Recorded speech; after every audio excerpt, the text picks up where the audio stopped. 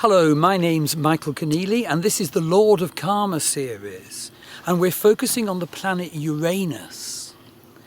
Now, Uranus is an energy of revolution, and the need for us to bring in revolution is a karmic need, partly because we have sometimes to smash the blocking tramline scripts in our life, and partly because we will never achieve the spark we were born to manifest, our karmic pinnacle, if we don't understand and embrace Uranus.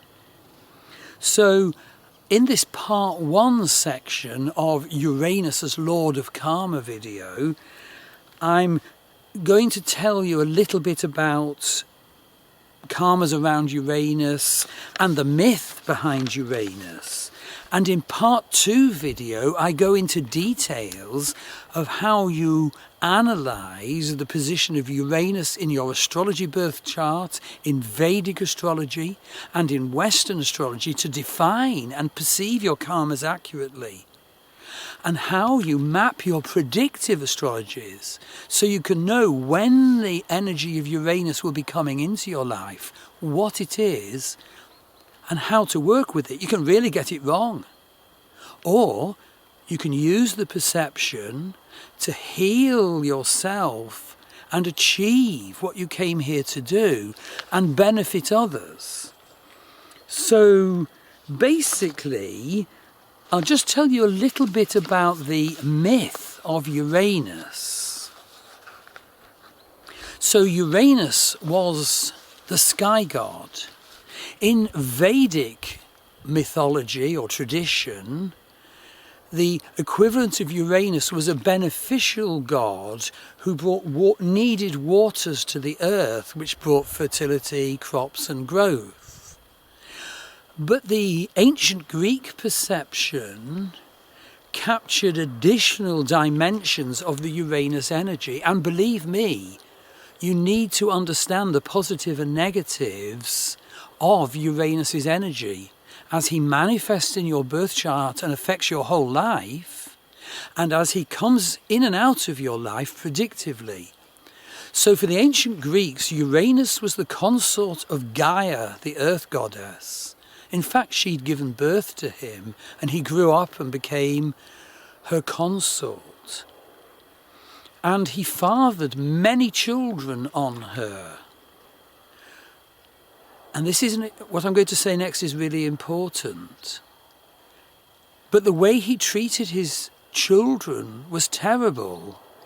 And this gives us a clue to the energy of Uranus from the start of your life in your birth chart and predictively.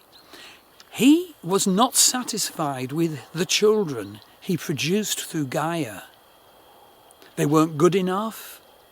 He didn't allow them to live. So what the myth said, and myth is great truth, he returned them to her womb. Well, she obviously got totally fed up with this happening. And so what happened is that when Saturn was born as the children of their union, she hid Saturn away. It's in a cave in Crete, and I've been there, a wonderful place. And when Saturn was big enough, he got hold of a scythe. Now, scythe is significant because Saturn is an agricultural deity, and of course he wields the scythe of karma. He's the Grim Reaper, as well as the deity who can bring us positive reaping through hard work and effort. So he got big enough and he confronted his father, and he had his scythe in his hand. And what he did, he castrated his father Uranus. Now, where the severed genitals fell on water in the Mediterranean Sea, the myth is, Aphrodite, the goddess of love, was born at Paphos, just on the coast of Cyprus. There's a beautiful temple to Aphrodite there. But where the severed genitals fell on the earth, terrible beings were born. And the importance of this myth is that we need to know that if we handle our karmas badly, Indeed, we are pursued by retributive consequences, if you like. Karmas are not about retribution and punishment. They're actually about mending the results of what we did wrong and our mistakes, bringing forgiveness, bringing love, bringing healing, bringing transformation. But Uranus's energy has the material for terrible consequences if you don't have good perception and healing. So these terrible beings were born where the severed genitals fell on earth. Now, when the ancient Greeks spoke of them, the ancient Greeks called them the Eumenides, the kindly ones. But that was only because they dare not say the being's real name, because if you said the name, those beings might hear you, they might come for you. And let me now tell you the story of Oedipus, which explains how those terrible beings operate. And if we get our Uranus energies wrong, consequences do follow. If we can get them right, wonderful achievements happen. So basically, Oedipus was born, I think, in Corinth, the Greek kingdom, and there was a very dicey prophecy given at the moment of his birth. And his parents were the king and queen. And so basically they had the little baby put out on the mountainside and his feet were pierced. He was left to die, to escape the consequences of karma. Can you escape them just like that? Well, what happened was a kindly shepherd came along and he saw this poor little baby lying on the mountainside. He took pity on the baby and he thought, aha, I know a king and queen of a neighbouring kingdom. They haven't got any children. I will take the child to them. They can say it's their child. He can be raised as their prince. The kingdom will have an heir. So that's what happened. The shepherd secretly brought the baby into the king and queen of the neighbouring kingdom, and they raised Oedipus as their own. Oedipus didn't even know he wasn't their child. And then when Oedipus was, a young man, he was sent off to get a prophecy. There was a problem in the kingdom. And of course he went to Delphi to get the prophecy, where the priestess, the Pythoness, sits on her tripod above the cleft in the rock from which volcanic fumes issue, and utters prophecy. Very ancient site of prophecy, in operation way before the Greeks came to that area, the Hellenic Indo-Europeans. And these priestesses were called the Pythoness. So what happened when Prince Oedipus walked in for a prophecy for his kingdom? The Pythoness took a look at him and she screamed with horrified laughter and predicted, "You will kill your father. You will sleep with your mother. Get away from here, you are cursed." And Oedipus, of course, was utterly shocked. And then he said, well, just no way. There's no way I'm going back home to mum and dad. I will go to a neighbouring kingdom where I will never have to meet my mother and father and can't harm them. I know, I'll go to Corinth. That will solve everything. I will escape my karma. I will escape my destiny. I will escape the prophecy. So he set off on the road to Corinth. He had solved it. But on the way, he met a proud man in a chariot blocking the road, and so Oedipus said, "Don't you push me aside. Make way, share the road." And the proud king wouldn't. So Oedipus got really angry and he killed the man. And guess who the man was? No prizes for guessing who it was.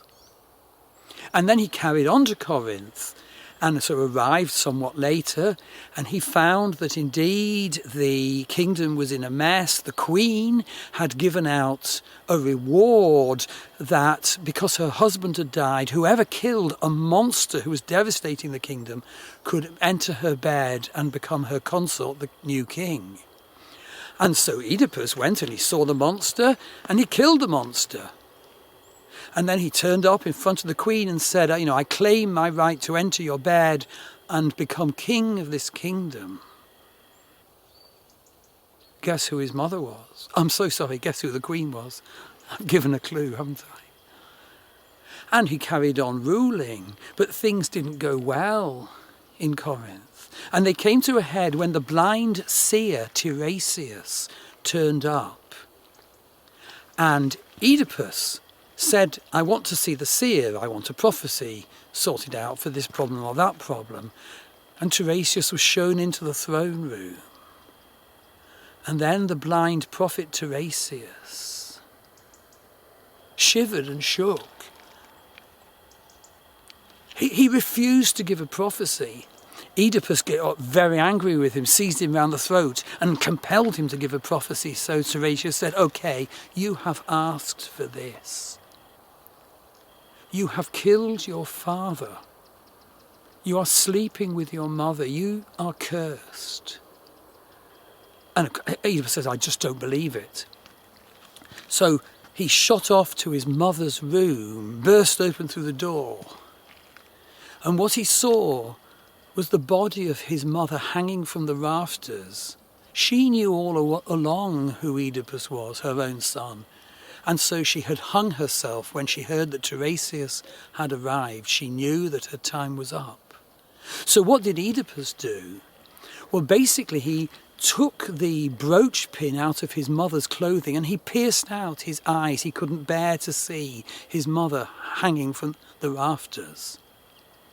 And then what happened? Well, Odysseus roamed the world, pursued by those who shan't be named. The Eumenides is the euphemism that they're given. And so what I'm trying to say is that our karmas are actually vast and we can't evade them.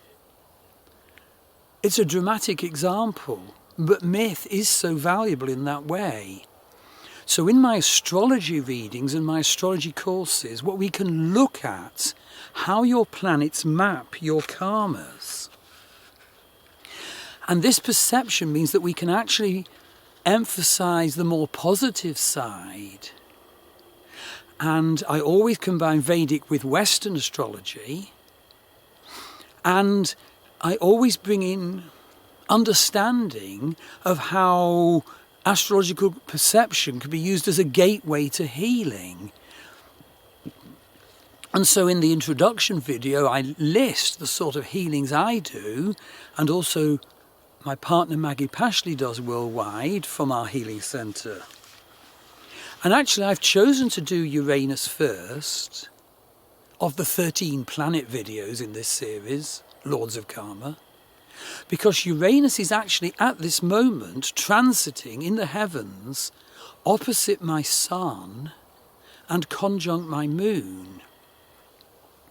And so what I want to do is tell you a little bit about what happened and then ask you some questions. So basically, the transit of Uranus to my moon and my sun started in May 2016. And basically, we were living in rather limiting circumstances, constrained by family duties and so forth, not very fulfilled or expansive lives. And when this Uranus transit first happened in 2016, well, basically we were suddenly no longer compelled to live where we were.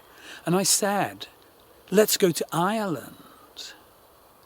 And so by the August, we emigrated.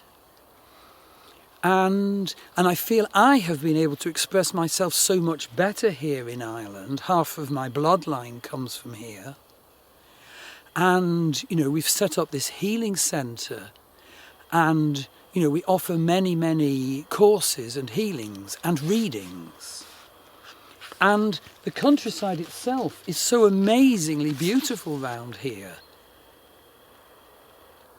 The beauty is absolutely vast.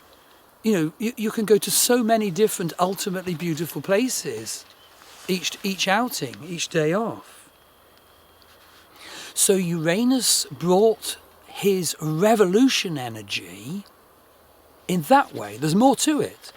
And so what I want to say is that if you have a Uranus transit happening to you now or in the future, you need to ask these questions. Are you really ready and equipped to meet the energy which will smash your blocks and bring you revolution and inspirational opening in your life? Can you really understand what this new Uranus energy is about? Can you handle this energy wisely and properly? Remember the dreadful Uranus myth at the ancient Greeks. Can you handle this driven fire of heaven energy in a wise way, or will you become driven, ambitious, obsessional, career-driven? I brook no dysfunction from others, no one messes with me. Do you know how to perceive the full range of what's on offer? Big question. Will you stick with your scripts, your blocks, your tram lines? Or will you meet this electric force of change and channel it to your own great advantage?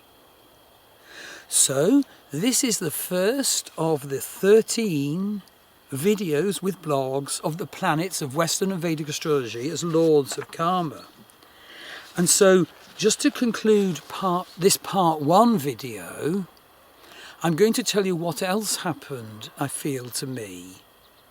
And in the part 2 video, we look at how you understand it, the framework for understanding the astrology and what you do with it. And, you know, there's quite a lot of that, a big blog and video as part 2.